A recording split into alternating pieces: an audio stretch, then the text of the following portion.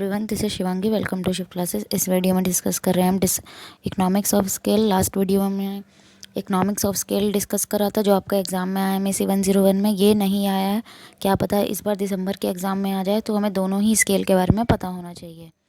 चलिए स्टार्ट करते हैं। In microeconomics, economics of scale are the cost disadvantage. Economics of scale क्या था? कॉस्ट एडवांटेज थी। और ये क्या है? Cost disadvantage. ठीक है, कि हाँ भाई कॉस्ट बढ़ती है। उसमें क्या होता है कि जैसे जैसे आउटपुट बढ़ता है वैसे वैसे कॉस्ट, जो लागत जो लगती है वो कम होने लगती है। लेकिन डिस इकोनॉमिक्स ऑफ स्केल में क्या है कि एक जो उनकी कॉस्ट है वो बढ़ने लगती है। ठीक है। Disadvantage that economics actors accrue due to an increase in organisation size और आउटपुट। तो यहाँ पे आउटपुट के बढ़ने से क्या होगा? कॉस्ट क्या हो जाएगी? राइज हो जाएगी।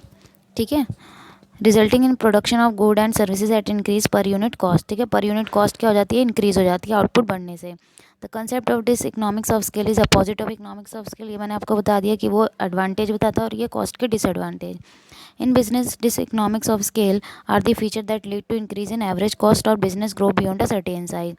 अब डिस इकोनॉमिक्स ऑफ स्केल क्या है? वो फीचर जो किसकी तरफ लेके जाता है? जब एवरेज कॉस्ट बढ़ जाती है। ठीक है, जब एक बिजनेस एक सर्टेन साइज़ के बाद ग्रो कर जाता है, उसके बाद उसकी कॉस्ट क्या हो जाती है? बढ़ने लग जाती है।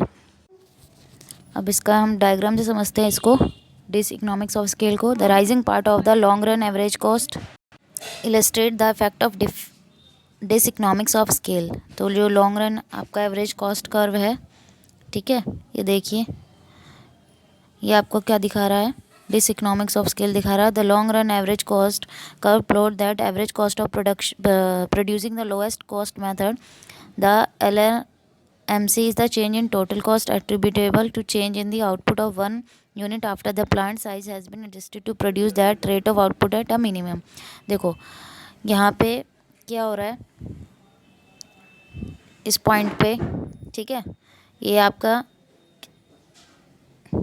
वाई एक्सिस पे कॉस्ट है, एक्स एक्सिस पे क्या क्वांटिटी है। ठीक है, इस पॉइंट पे क्या है? एवरेज कॉस्ट कर्व और मार्जिनल कॉस्ट कर्व क्या कर रहे हैं? इंटरसेक्ट कर रहे हैं। ठीक है, तो मार्जिनल कॉस्ट कर्व क्या हमें शो करता है कि जो एक्स्ट्रा कॉस्ट लगती है हमारी जब हम एक्स्ट्रा आउटपुट क्या कर रहे हैं? प्रोड्यूस कर रहे हैं। तो इस पॉइंट के बाद, ठीक है, पहले देखो कॉस्ट कम आ रही है, एवरेज कॉस्ट भी क्या होती जा रही है? डिक्लाइन होती जा रही है। ठीक है, एक बार और देख लेते हैं। देखो एवरेज कॉस्ट भी डिक्लाइन हो रही है और मार्जिनल कॉस्ट भी डिक्लाइन हो रही है। लेकिन इस पॉइंट के बाद क्या हो रहा है? आउटपुट देखो, एक क्वांटिटी है। ठीक है, जैसे जैसे क्या हो रहा है? आउटपुट इंक्रीज़ हो रहा है, या आउटपुट क्या हो रहा है? इंक्रीज़ हो रहा है। तो जो एवरेज कॉस्ट और मार्जिनल कॉस्ट है दोनों ही क्या होती जा रही है? इंक्रीज़ होती जा रही है। ठीक है, तो एक पॉइंट के बाद क्या होने लगता है कि जो एवरेज कॉस्ट है वो क्या होने लगती है? इंक्रीज़ होने लगती है। तो यही क्या है? डिस इकोनॉमिक्स ऑफ स्केल के आउटपुट के बढ़ने से कॉस्ट भी क्या होने लगती है? इंक्रीज़ होने लगती है। This economics of scale specifically come about due to several reasons, but all can be broadly categorized as internal or external. Internal diseconomics of scale can arise from technical issue of production, organizational issue with the structure of firm or industry. अब dish economics of scale जो है वो काफ़ी reasons की वजह से हो सकता है कि भाई कॉस्ट क्यों बढ़ रही है। तो दो तरीके के होते हैं, दो में बांटा गया है, इंटरनल और एक्सटर्नल। इंटरनल में क्या होता है? कोई टेक्निकल इशू हो गया प्रोडक्शन में, ठीक है, ऑर्गेनाइजेशन है उसमें कोई इशू हो गया है, फर्म का स्ट्रक्चर है, ठीक है, तो इनको लेके जो भी प्रॉब्लम आती है जिसकी वजह से कॉस्ट बढ़ रही है।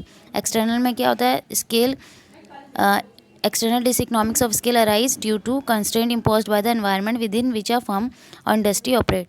कि जो जिस एनवायरनमेंट में इंडस्ट्री काम कर रही है, ठीक है भाई, बाहर के जो फैक्टर हैं, इंडस्ट्री में काफ़ी सारी फर्म होती हैं, तो जो फर्म के जो बाहर के जो फैक्टर हैं वो उसको उसका जो एनवायरनमेंट है पूरी इंडस्ट्री का, वो जब इफेक्ट करता है, जिसकी वजह से क्या हो रही है? कॉस्ट अराइज हो रही है। तो वो क्या कहलाता है? External dis economics of scale.